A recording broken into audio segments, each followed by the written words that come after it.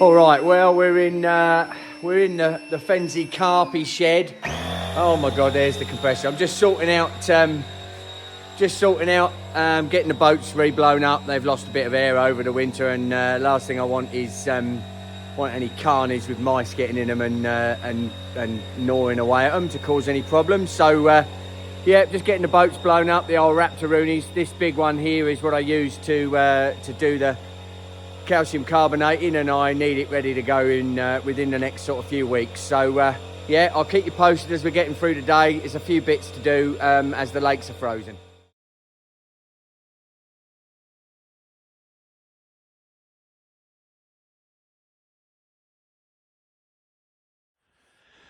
So just I thought I'd just do a quick one on these boats. Had these a fair few years now, and they are absolutely brilliant.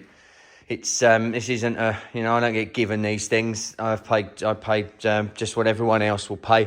This is the 3.2 meter Raptor. I ended up spending a little bit extra and buying the it's their sort of ultimate one. It's their hardcore, super thick, 1.2 millimeter thick boats. I've just found over the years, that thinner boats there's just more chance of having issues. And the last thing I wanted in both the farming incidences and also in my own fishing is boats that were going to have problems. So these Raptor Extremes are absolutely fantastic. Look, the 3.2, I've decked out with a hard bottom. I keep that up. I keep that inflated the whole time. As you can see, it's still covered in calcium carbonate. It was cleaned, but that's just how she blows. I put wheels on the back of this. Makes it a darn sight easier moving around, and basically I just pull that on the back of a trailer if I'm out on a big expedition and trip, and I can easily manhandle it because they're a big, heavy old beast, these big girls. The second one is my usual day-to-day boat, and I use this, well, my mates to see me, I can carry a whole week's worth of gear on this one little boat. It's only, I think it's 2 metre. It's just a 2 metre. Oh, bloody things come off of it. Look, I'm pretty sure this is just a 2 metre boat, and but because these Raptors are extra wide, they've just got so much capacity for carrying gear. So this one, another Raptor Extreme. If I'm on a big expedition, I generally take both. I load up and just put everything in here, and then I tow with this one. And then when I'm at location, then I just use this one for dropping baits, for getting out there and playing fish, etc. But highly recommend these bits of kit. They are without a doubt one of the best boats out there on the market. And if you're looking to buy boats, then you should look no further. All right, bit of jobs, quite a few jobs done around the pad today, which is handy. Needed to get the carp den sorted and everything sorted out in here because I've been too busy on the property to actually get through everything. And when I do get the occasional chance to go and have a fish myself, I like all my gear sort of set up and ready to rock and roll so I can get out as quick as possible. I'm a bit of a tackle tart, so I've got sets of rods for every eventuality. I don't have to swap reels over or anything, so it means if I get a chance to go, I can literally load 10 footers, 12 footers, 13 footers with appropriate reels, etc. to go, which just makes life a little bit easier. I know it's a bit tarty, but it just makes things much easier than having to swap spools over, swap reels and rods over and all that palaver, because I just don't really have the time for it. So I thought I'd just spin you around and we'll go and have a quick look in the Carp Barn and talk you through some of the bits, and I can go through some of them in more detail when I start to use them. I'll just outline what I've got in here so you know what's needed. All right, so over here, the beauty of this, again, extravagant, but we built this when we got here. This big barn, obviously we can put the tractor and bits and bobs in here. We've got sales coming here, the sun's in my mince pies.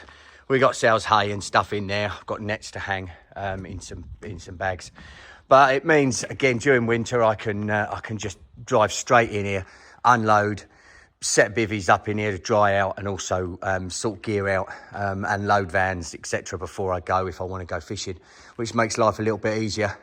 So over here I've got from the fish farming side of things, I've got all of my 1 metre by 1 metre by 1 metre cube fish holding tanks. These are what I use to basically store people's fish in a short period, normally 12 to 18 hours before we unload them and ship them. I've got one tank in here at the moment. This is a 600 litre. The 600 litre tank's pretty decent. You can carry a fair few fish in there, sort of, you know, with oxygen, probably up to 400 kilo when you're using oxygen. A bit less, obviously, if you've only got air being pumped through it, but very good bits of kit, these. Super robust, really nice on the back of the ute as well, or should I say truck? We call them utes in Oz. Got a load of bait. It's just bait I use on the barrages and more commercial public venues, mainly shelf life. Everything for Fensmere is done fresh for the actual fishermen themselves. These things here are a couple of little fish feeders for up at the fish farm. I've just brought them back for sorting out, repair. And I'll talk you through them in a bit more detail, because for people that are looking to get these feeders, great if you're using them up to a pellet of 6mm. Anything above, they say they handle a 9mm pellet, but they don't. They get stuck and then you're not feeding your fish for a week. So it's a ball ache. All my cookers, etc., and all my bits and bobs. Up here, any koi people will know, this is if I'm breeding in my swimming pools. That's a filter bed with UV. So again, if I'm using a tank in the polytunnel, which we've got on the property, I've got a huge big polytunnel I set up specifically to be able to breed early in the season should I want to get out specific fish. Must have items. If you haven't got these things, the Icy Techs, absolutely bloody marvellous. If you fill them up with bait before a week's fishing and you keep them locked up, if you've got it in the back of the truck, they'll keep stuff frozen for over a week. Absolutely brilliant. I've got multiple mats like these. These are Nashi blow-up ones. I use them on Fensmere. I use them everywhere I go. They're an absolutely fantastic bit of kit if you've got room in your van, because obviously you can close the lid on them and lock all your stinky stuff in there, so nothing gets covered in crap, and they're absolutely brilliant for fish security. As long as, one of the main things people don't do, and I'll show you this, is if you pump this top up, then this top ring, then you may as well have one of them epoxy metal ringed cradles that do all the damage to fish, breaking tail roots and stuff. So as long as you keep this pretty soft, these are, I believe, one of the best things out there. I absolutely love them. One thing I should say is, and I'll show you in another video, is I actually create a piece of thin foam, thin foam sort of rubber matting that I cut and put on the inside of these. The only tendency you have is some fish, obviously, you can have if a peck's a bit damaged or an anal fin is damaged, then they can push through and then suddenly you've got a hole in your new mat. So I put a rubber mat on the bottom of them, and then they're absolutely bloody marvellous. A few more bloody bits and bobs. Worry about our bikes. Over here, motors. I set it up so I've got a petrol 4-stroke, and I've got various different electric motors because they're, we need them. Dry suits, etc., and all waders and stuff are hanging up over there, as are a load of carp sacks. When I'm transporting fish, as I might have said on one of the videos, I use these old sacks, and fish in them makes them much easier to get in and out in and out of this tank, and transport when you're on the other side. We've got an aquascope, etc. there. I've got more bait in there. Okay, a few boats. We've already gone over them earlier on. Now, freezers.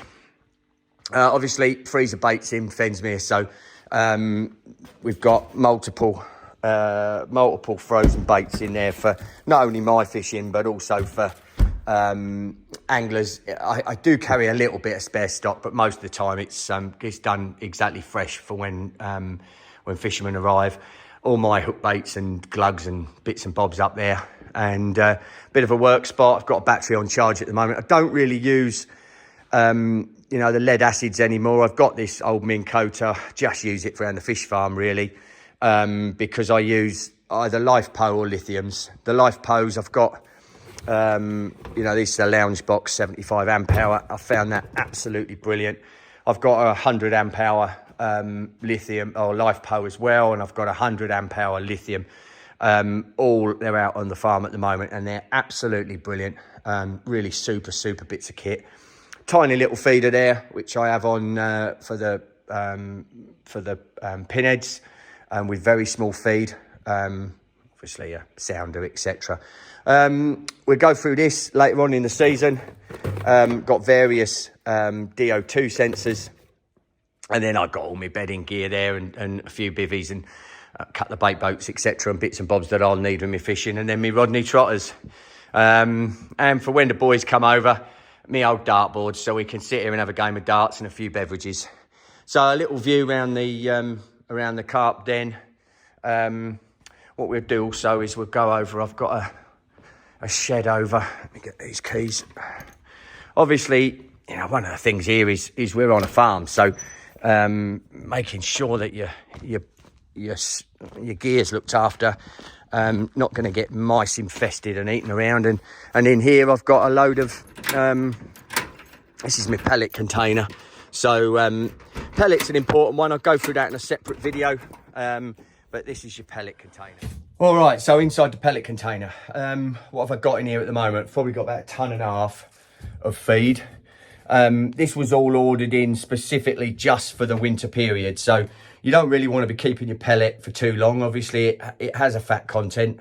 The pellet I'm using is Gouessant, and I'm using a Tia Tang in a 9mm and a Tia Tang in a 16mm. Been really, really good this year, and it's great pellet. I like the 16s because I think they've just got that slower breakdown, and if you've got any nuisance fish in your lake or anything like that, then you've got more chance of it getting through to your bigger fish.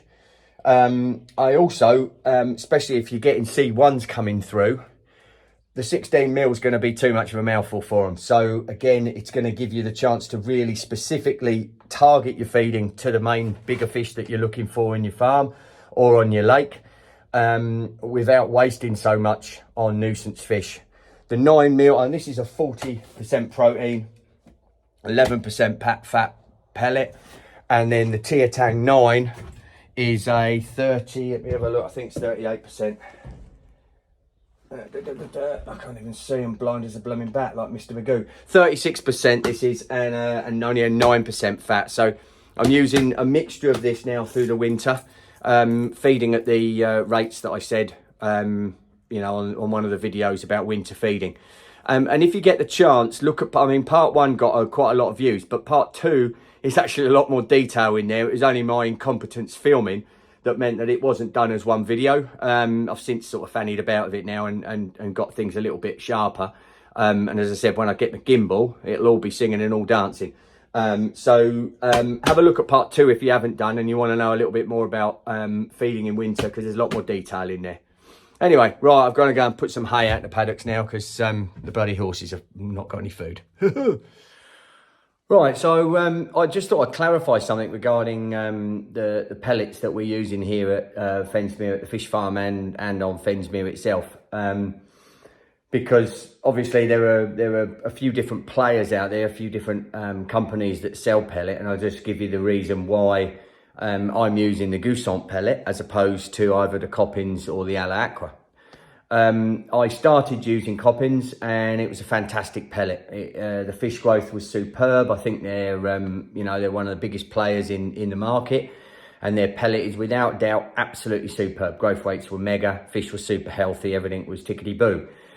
But like I mentioned in when I was in the feed shed, is I wanted a bigger pellet, and they didn't do anything above a 9mm in their intensive range, which is their 40% protein and 10% fat pellet. They do a bigger pellet in their premium range, but it's got a much higher fat content, and I really don't, and a lower protein content, and I really didn't want to feed with that. And unfortunately, that was really and obviously a financial reason. Each pellet is there's a financial component to running the fish farm and to developing the lake. So what we can get pellet for per ton is super important. I'm using around 10 ton a year now, and it's a fair bit of money comes out the old skyrocket. So that's a consideration that needs to be, you really need to consider with the pellet side of things. But one of the main reasons, as I say, is all these pellets, they're bloody good. The research that's gone into them, they're all top-notch stuff. But I really wanted that bigger pellet for targeting, feeding the specific fish and to have that better longevity while it's in the water before it broke down. So really that was the main reason. Financial was an equal sort of reason, but another valid point to make. And also, you know, I wanted a lowish fat. I don't want my fish to suffer from problems later on in life. Again, on the feed video that I did, we looked at feed rates, and I'll go through that again as we come into summer. But, you know, I'm feeding between 0.6 and 0.8% of the mass of the fish in the lake between 2 to 4 times a week at the moment. We've got ice on the lake at the moment, so they'll have been, you know, nearly a week without having anything because it's not been able to feed. I won't necessarily wait for temperatures to go up in the water. As soon as I see any fish activity, I'll put the camera down. I'll show you that in another video. Put the camera down, I'll check and see that everything's gone, and I'll feed. And you know, in the summer, I'm feeding, you know, up to probably around 1.5, 1.6% at max, because my lakes are, you know, even the fish farm is relatively low stocked for a, you know, intensive fish farm scenario. So therefore there is still, it's a very, very productive lake in terms of natural food. So they've got a load of natural food. They've got a massive amount of protein in the lake already. So that's being supplemented well, and my growth rates, although they are superb, you know, they're not being pushed to the degree that could cause any problems in later life. These fish are super healthy, super fit and super strong because they're just supplemented in their feeding. All right, I thought I'd give you that little, just that little clarification on the pellet that I'm using from Gouessant, and why I chose to use that over, you know, another 2 big players, Ale Aqua and Coppens. All right, catch you later, guys. Bye-bye.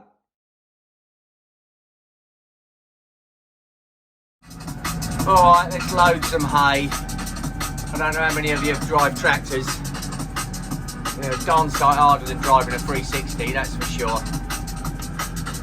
I've got to pick up this one here. Here we go, here we go, here we go.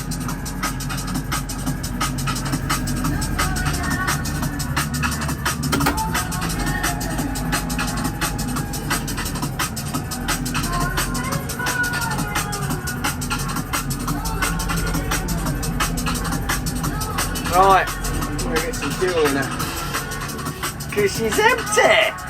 Oh yeah. Right, so it's handy. We got like 1,000 litre red diesel tank on site. Just had it filled up today, so bloody handy for filling up the old Kubota.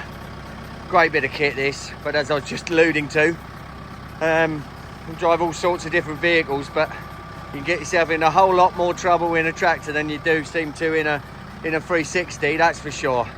Dodgy buggers they are, and they've got a mind of their own and bloody controls all over the show. Anyway, let's get some hay done, and then I can go down and hopefully get the barley store sorted and out today.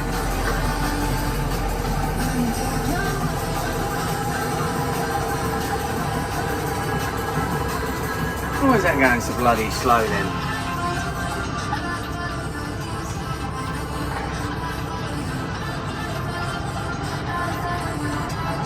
Oh, what's going on with the gate? But it's creeping. We'll go and look at that next. Bloody Nora. It's never bloody ending, I tell ya. Flat out all the bloody time. Oh, let's get down here and get some hay in.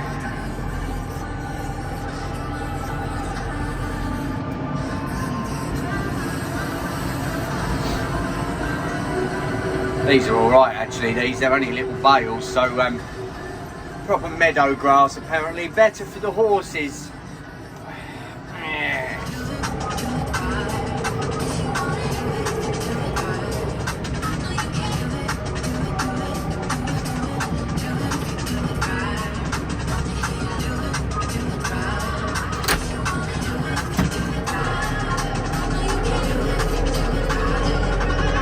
There we go. One done.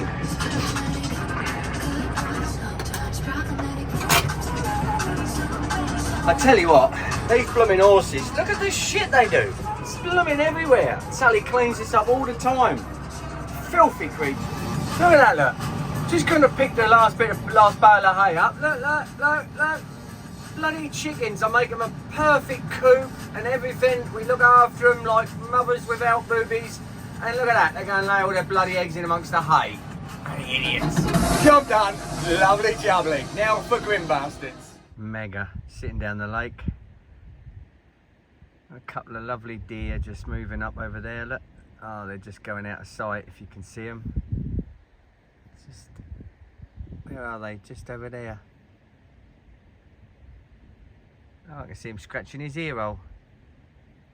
Wonderful. Oh, let me get these out. Okay. So I've just come down. I'm going to. It's still ice here, but it's pretty thin, and it's not going to cause me a problem. I'm just going to go up the other end of the lake and get rid of the spikes that I have holding in the barley straw. Now I had a message through from someone on the YouTube channel just asking me about what's the procedure with cormorants over here in France, and can we shoot them? Look, the reality of living in France is that hunting and shooting is totally governed and under the auspices and control of the Chasse.